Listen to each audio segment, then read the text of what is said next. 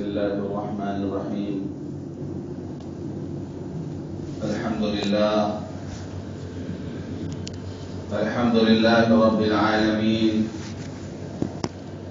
والصلاة والسلام على سيد الأنبياء والمرسلين وخاتم النبيين سيدنا محمد وآله وصحبه أجمعين، ومن تبعهم بإحسان ودعا بدعوتهم إلى يوم الدين.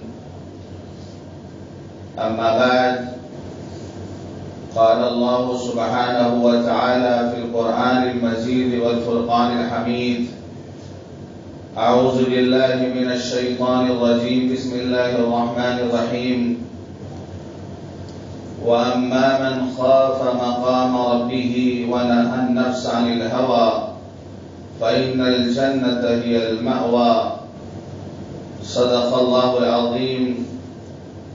اللهم صل وسلم على سيدنا ونبينا وحبيبنا وشفيعنا وقرة أعيننا ومولانا محمد النبي الأمي وعلى آله وأصحابه وأزواجه وذرياته وآل بيته أجمعين. میرے بھائیوں، بزرگوں، دوستوں، رمضان کا مقدس، مبارک، رحمتوں والا، برکتوں والا مہینہ گزر چکا. جو کام ہمارے ذمے سپرد کیا گیا تھا، جو کام ہمیں کرنے کو ملا تھا، رمضان گزرنے کے بعد ہمیں اس کا جائزہ لینا ہے اور ہمیں یہ دیکھنا ہے کہ جس مقصد کے لیے روزہ فرض کیا گیا، اور اللہ کا شکر ہے کہ ہم نے روزہ رکھا، ہم نے تراویح پڑھی، ہم نے تلاوت کی، جو ہو سکا ہم نے عبادت کیا، تو اپنا جائزہ لینا ہے کہ جو مقصد تھا کہ لعلکم تتقون، کہ ایمان والو تم پر روزہ اس لیے فرض کیا گیا ہے تاکہ تم پرہیزگار بن جاؤ، متقی بن جاؤ، پرہیزگار بن جاؤ. تو یہ تقوی ہمارے اندر آیا کہ نہیں آیا؟ روزہ بھی رکھ لیا، تراویح بھی پڑھ لی، عید بھی منا لی. یہ تقوی ہمارے اندر آیا کہ نہیں آیا؟ اللہ کا ڈر، اللہ کا خوف، اللہ کا لحاظ، یہ ہمارے اندر آیا کہ نہیں آیا؟ اگر یہ چیز ہمارے اندر پیدا نہیں ہوئی، اگر تقوی ہمارے اندر نہیں آیا، اللہ کا خوف، اللہ کا ڈر، اللہ کا لحاظ، اگر یہ چیزیں ہمارے اندر نہیں آئیں، تو اس کا مطلب یہ ہے کہ ہم اپنے مقصد میں کامیاب نہیں ہوئے. پہنچے جو محشر میں تو اعمال ندارت، جس مال کے تاجر تھے وہی مال ندارت. یعنی آخرت میں گئے، حساب کتاب ہوا، جس مال کے تاجر تھے وہی مال ندارت. جو سامان بیچ رہے تھے، جس مال کے تاجر تھے وہی مال وہاں پہ نہیں،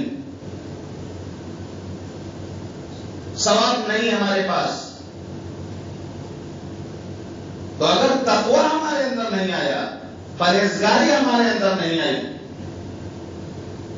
تو اس کا مطلب یہ ہے کہ پھر ہم اپنے مقصد میں کامیاب نہیں ہوئے. روزے کے اندر وہی تاثیر ہے، رمضان کے اندر وہی برکتیں ہیں. اگر ہمارے اندر تقوی نہیں آیا تو روزہ رکھنے میں کہیں ہم سے بھول ہوئی ہے. رمضان میں جن باتوں سے اللہ نے ہمیں منع کیا تھا، ہم نے اس میں کمی کی ہے، کہیں غلطی ہم سے ہوئی ہے، جس کے نتیجے میں تقوی ہم کو حاصل نہیں ہوا.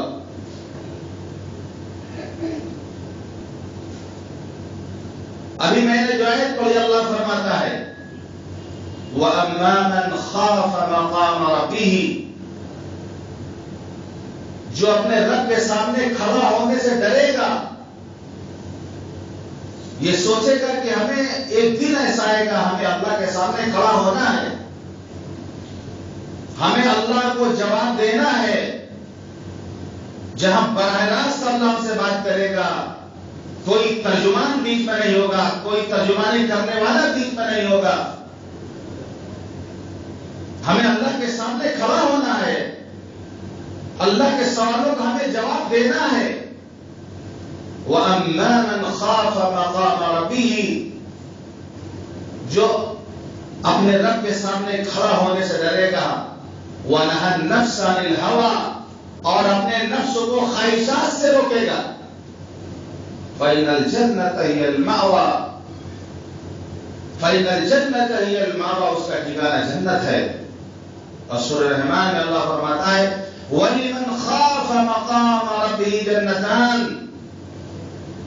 وَلِمَنْ خَافَ مَقَامَ رَبِّهِ جَنَّتَانِ، جو اپنے رب کے سامنے کھڑا ہونے سے ڈرے گا اس کو دو باغ ملیں گے. فَبِأَيِّ آلَاءِ رَبِّكُمَا تُكَذِّبَانِ، اے جن انس، تو اپنے پروردگار کی کون کون سی نعمتوں کو جھٹلاؤ گے. تو یہ اللہ کا ڈر، یہ ایسی چیز ہے جب ہمارے اندر آئے گی، اللہ کا خوف جو ہمارے اندر پیدا ہوگا، تبھی ہم گناہوں سے بچ سکتے ہیں. جب آخرت کا استحضار ہوگا، اللہ کے سامنے پیشی کا ڈر ہوگا، تبھی ہم گناہوں سے بچ سکتے ہیں.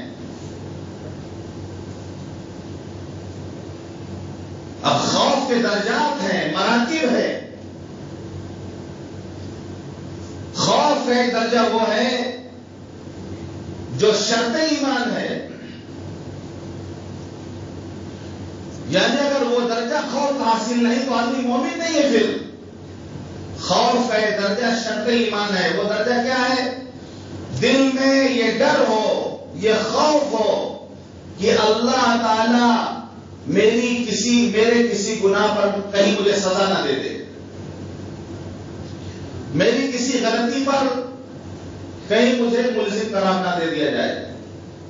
یا یوں سمجھیں کہ اگر کوئی کفر کرے گا تو اللہ اس کو معاف نہیں کرے گا، اللہ نہ کرے کہیں اس سے بھی اگر کوئی حرکت ہو گئی تو اللہ مجھے بھی معاف نہ کرے گا. خوف کا یہ درجہ، یہ شرط ایمان ہے. اگر دل میں خوف نہیں ہے کہ اللہ ہمیں ہمارے گناہوں کی سزا دے سکتا ہے تو آدمی مومن نہیں ہے. یہ ادنا درجہ خوف کا جو کہ ہر مومن کے دل میں ہونا چاہیے. دعا سکھائی گئی اللہم لا تخزنی فإنک بی عالم ولا تعذبنی فإنک علی قادر. اللہم لا تخزنی، اے اللہ تو مجھے رسوا نہ کر، اے اللہ تو مجھے بے عزت نہ کر، جبکہ تو میرے بارے میں بہت اچھی طرح جانتا ہے. میں کون ہوں، میں کیا ہوں، میں رات دن کیا کرتا ہوں.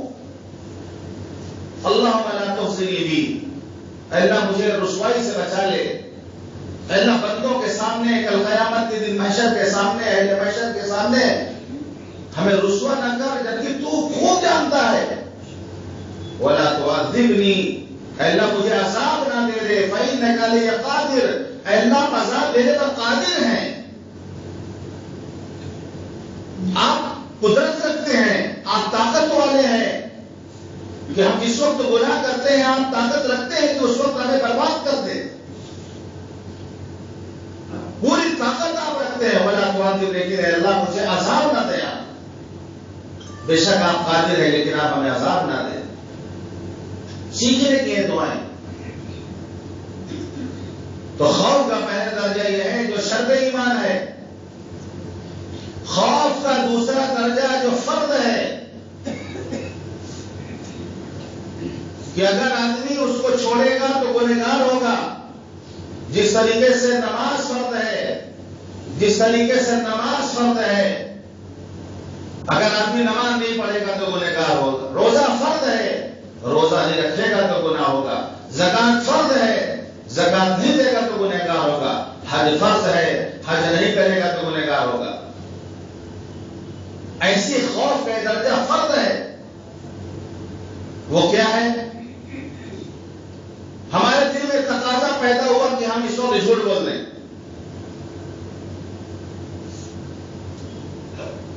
کوئی ایسا موقع آ جائے ہمارے اندر یہ جذبہ پیدا ہو، یہ تقاضا پیدا ہو، اس وقت ہم جھوٹ بول دیں۔ اس تقاضے کو دبانا ہے، اس تقاضے کو روکنا فرض ہے۔ یہ اگر جھوٹ بولے گا تو گنہگار ہوگا، گویا فرض کا چھوڑنے والا ہوا۔ جھوٹ بولنے کا دائرہ اندر پیدا ہوا۔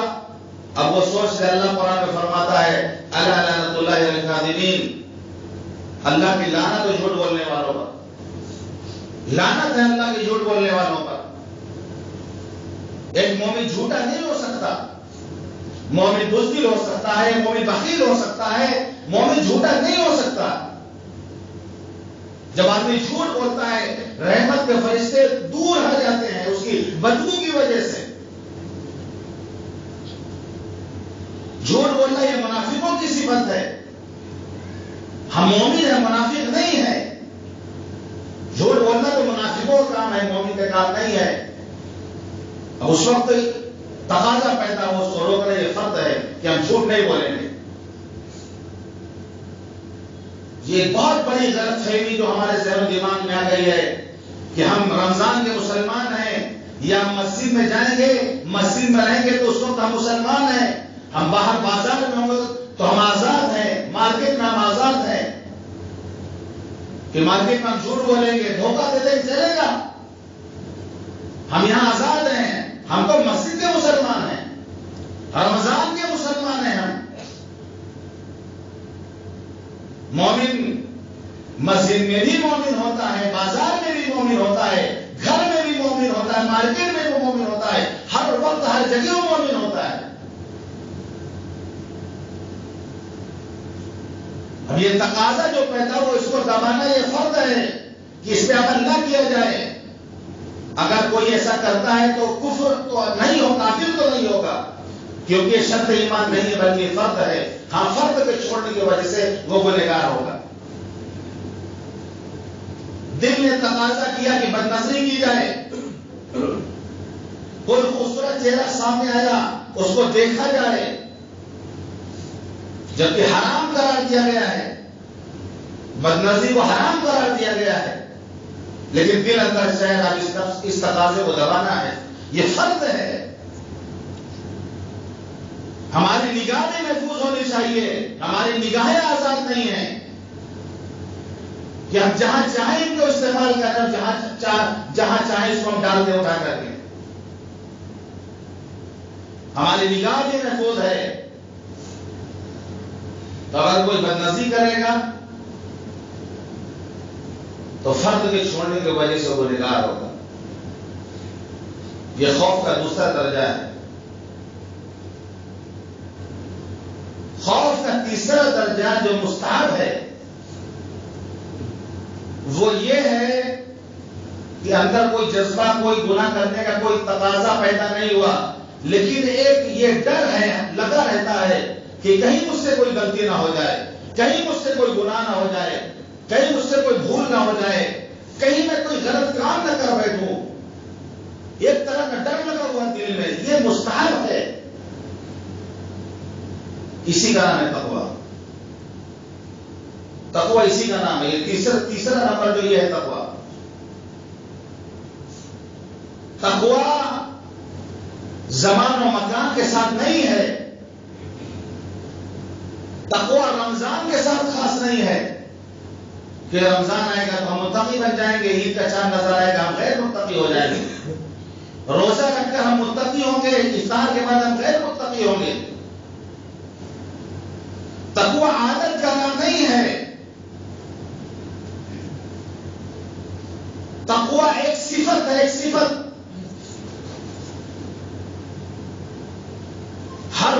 یہ استحضار ہو کہ اللہ ہمیں دیکھ رہا ہے. اللہ کا ڈر، اللہ کا خوف، اللہ ہمیں دیکھ رہا ہے. اس کا ظاہر سے تعلق نہیں ہے، ظاہر سے کوئی تعلق نہیں. تقوی کا ظاہر سے کوئی تعلق نہیں کہ پگڑی باندھ لیا تو زیادہ متقی ہے، لمبا کرتا پہن لیا تو زیادہ متقی ہے، داڑھی بہت لمبی ہو گئی تو زیادہ متقی ہے، ہاتھ میں تسبیح لے کے ٹہلتا ہے زیادہ متقی ہے، پنڈلی تک اس کا پائجامہ اوپر آ چکا ہے زیادہ متقی ہے. تقوی کا تعلق ظاہر سے ہی نہیں.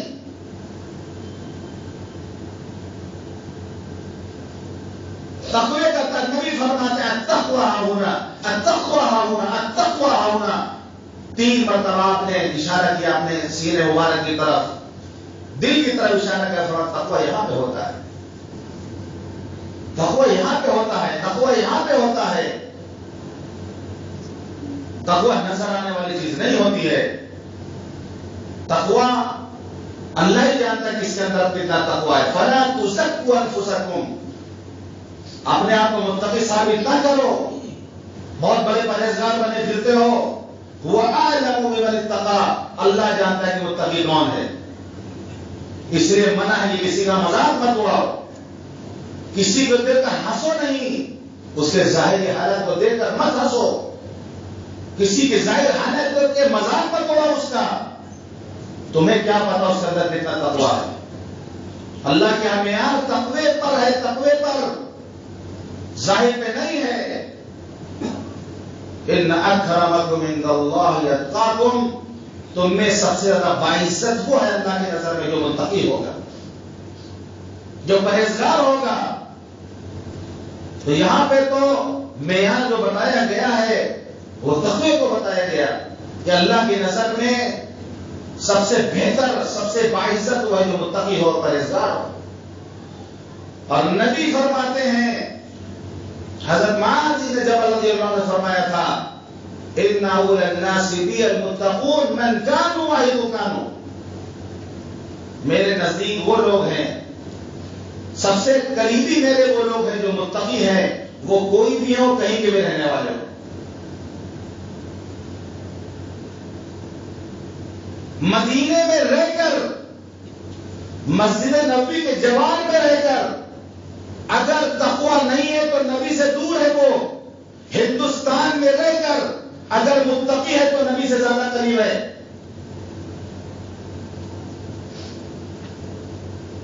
تقوی اگر اس کے اندر ہے تو نبی سے قریب ہے. وہ کسی بھی ملک کا رہنے والا ہو، وہ کسی برادری کا ہو، شرط نہیں کہ وہ عربی ہو، کسی بھی برادری کا ہو، کسی بھی دیہات کا رہنے والا ہو، کسی بھی ملک کا رہنے والا ہو. ان اول الناس بی المتقون، مجھ سے قریب متقی لوگ ہوں گے. اگر نبی کا قرب ہمیں حاصل کرنا ہے اور نبی کے قریب رہنا ہے تو پھر اپنے اندر ہمیں تقوی پیدا کرنا پڑے گا. تو رمضان میں جو روزہ فرض کیا گیا ہے وہ اسی تقوی کو پانے کے لیے کہ عادت ہمارے لیے بن جائے، یہ ہمارا مزاج بن جائے کہ ہم ہر وقت یہ سوچیں کہ اللہ ہمیں دیکھ رہا ہے. ہم تنہائی میں بھی ہو تو یہ استحضار ہو کہ اللہ ہمیں دیکھ رہا، ہم محفل میں بھی ہو تو یہ استحضار ہو کہ اللہ ہمیں دیکھ رہا ہے. جب یہ استحضار ہوگا تو آدمی گناہوں سے بچے گا. آدمی گناہ اس وقت کرتا ہے جب غافل ہوتا ہے. جب آدمی غافل ہوتا ہے اس وقت اس سے گناہ ہوتا ہے. اگر اللہ کا ڈر، اللہ کا خوف یاد کرے تو انسان سے گناہ نہیں ہوگا. یہی وہ چیز ہے کہ انبیاء اکرام کے مقدس جماعت جو معصوم تھے کہ ان سے گناہ نہیں ہوتا تھا، اور اگر کوئی خلاف اولا کوئی بات ہو بھی گئی تو نبی نے وعدہ کر لیا کہ ہم انہیں معاف کر دیں گے. اور سارے انبیاء کے سردار جناب محمد رسول اللہ صلی اللہ علیہ وسلم کے بارے میں تو قرآن میں ہے لِيَغْفِرَ لَكَ اللَّهُ مَا تَقَدَّمَ مِن ذَنبِكَ وَمَا تَأَخَّرَ، کہ نبی ہم نے آپ کے اگلے بیٹے سارے گناہوں کو معاف کر دیا. ایک تو معصوم گناہ ہی نہیں ہوگا، معصوم ہے گناہ ہی نہیں ہوگا. انبیاء معصوم ہوتے ہیں اور صحابہ محفوظ ہوتے ہیں. اللہ ان کی حفاظت کرتا ہے. تو یہ تو معصوم ہے، اور اگر کبھی کچھ خلاف اولا ہو بھی گیا تو اللہ نے وعدہ کر لیا ہے کہ ہم آپ کے اگلے پچھلے سارے گناہوں کو معاف کر دیں گے. لیکن نبی کے خوف کا کیا عالم ہے کہ ہوا تیز چلتی تھی، ہوا صرف ہوا تیز ہو جاتی تھی، یہاں کا ٹکڑا جاتا تھا، بادل کا ٹکڑا جاتا تھا، آپ کے چہرے کا رنگ بدل جاتا، گھبراہٹ سے کبھی گھر کے اندر جاتے، کبھی باہر آتے، کبھی اندر جاتے، کبھی باہر آتے، یہ بے شکی ہوتی تھی. ایک دن ابو بکر صدیق رضی اللہ عنہ نے پوچھا، اللہ کے رسول آپ پر تو بڑھاپا، کچھ بال آپ کے سفید ہو گئے تھے، شمائل ترمذی پڑھیں گے اس پہ کتنے بال سفید تو بھی آپ کو مل جائے گا. اس وقت تعداد ہمیں یاد نہیں ہے، کچھ بال آپ کے سفید ہو گئے تھے، یعنی جو عمر تھی آپ کی اس عمر میں بال سفید نہیں ہونے چاہیے تھے. تب تعجب سے صدیق اکبر نے پوچھا، اللہ کے رسول آپ پر تو بڑھاپا رہا، بال آپ کے سفید ہو رہے ہیں؟ فرمایا شیبت ہود والواقعۃ والمرسلات وعما يتساءلون واذا الشمس كورت. مجھے سورہ ہود نے، سورہ واقعہ نے، سورہ مرسلات نے، سورہ عما يتساءلون نے، اذا الشمس كورت، ان صورتوں نے ہمیں بڑھا بنا دیا. ان صورتوں میں جو آخرت اور جہنم کے جو ہولناک مناظر کا جو تذکرہ ہے ان کو پڑھ کر آپ اتنے متاثر ہوتے تھے، یہاں پر بڑھاپا آ گیا تھا. فرمائی 3 صورتوں نے مجھے بڑھا بنا دیا. نبی کے خوف کا یہ عالم ہے. حضرت ابراہیم علیہ السلام جن کی ملت میں ہم ہیں، ملت ابیکم ابراہیم، کیا تعمیر کر رہے ہیں؟ اپنا مکان نہیں، اپنے رہنے کا مکان نہیں، کیا تعمیر کہ کعبۃ اللہ کی سب سے مقدس گھر وہ تعمیر کر رہے ہیں، اللہ کے حکم سے تعمیر کر رہے ہیں، اور تعمیر بھی کر رہے ہیں اور دعا بھی کر رہے ہیں. تعمیر بھی کر رہے ہیں، دعا بھی کر رہے ہیں. ایک دعا اس میں یہ بھی کر رہے ہیں، وَأَرِنَا مَنَاسِكَنَا، اللہ ہمیں حج کا جو طریقہ ہے، جو مناسک حج ہے وہ بھی ہمیں سکھا دے. وَأَرِنَا مَنَاسِكَنَا وَتُبْ عَلَيْنَا وَتُبْ عَلَيْنَا إِنَّكَ أَنْتَ التَّوَّابُ الرَّحِيمُ. کعبہ کی تعمیر کر رہے ہیں، سب سے مقدس گھر بنا رہے ہیں، اور کہہ رہے ہیں اللہ ہماری توبہ قبول فرما لے. اپنا ذاتی مقام نہیں بنا رہے تھے کہ توبہ کرتے ہو. کعبے کی تعمیر کے وقت یہ دعا کر رہے ہیں، وَتُبْ عَلَيْنَا، اللہ تو ہماری توبہ کو، یہی ڈر، یہی استحضار کہ کہیں کوئی غلطی ان سے نہ ہو گئی ہو، کہیں کوئی کمی نہ رہ گئی ہو اللہ کے حکم کو پورا کرنے میں. یہی ڈر، یہی استحضار ہے جو زبان پہ آتا ہے کہ وَتُبْ عَلَيْنَا، اللہ نے ہماری توبہ قبول کر لے. إِنَّكَ أَنْتَ التَّوَّابُ الرَّحِيمُ، آپ بہت توبہ قبول کرنے والے، بہت رحم کرنے والے. نبی نماز پڑھنے کے بعد، سلام پھیرنے کے بعد 3 مرتبہ استغفر اللہ استغفر اللہ استغفر اللہ کہتے تھے. عبادت کے بعد 3 مرتبہ استغفر اللہ کہتے تھے. ہمارا تو سینہ تن جاتا ہے، روزہ رکھ لے تو سینہ تن جائے. نماز پڑھنے کے بعد، سلام پھیرنے کے بعد سب سے پہلے آپ 3 مرتبہ استغفار پڑھتے تھے. کیوں پڑھتے استغفار؟ یہ استغفار کرنے کا موقع ہے، کوئی غلط کام ہوا ہے، عبادت کو عبادت، اور عبادت کے جیسی سلام پھیرنے کے بعد 3 مرتبہ استغفر اللہ، کہ ما عبدناک حق عبادتک، اے اللہ آپ کی عبادت کا جو حق ہے وہ ہم سے ادا نہیں ہوا. ما عرفناک حق معرفتک، آپ کی معرفت کا جو حق ہے وہ ہم سے ادا نہیں ہوا، ہم معافی مانگتے ہیں اللہ تجھ سے. استغفار کرتے تھے. اور نیک بندوں کی صفت اللہ قرآن میں فرماتے ہیں، کانوا قلیلا من اللیل ما یہجعون، رات کے بہت کم حصے میں یہ آرام کرتے ہیں. تراہم رکعا سجدا یبتغون فضلا من اللہ ورضوانا، تم ان کو دیکھو گے رات بھر جو ہے رکوع سجدے میں ان کو پاؤ گے. ان کی راتیں عبادت میں گزرتی ہیں، رکوع سجدے میں گزرتی ہیں. کانوا قلیلا من اللیل ما یہجعون، وَبِالْأَسْحَارِ هُمْ يَسْتَغْفِرُونَ، جب سحری کا وقت آتا ہے تو اللہ سے استغفار کرتے ہیں.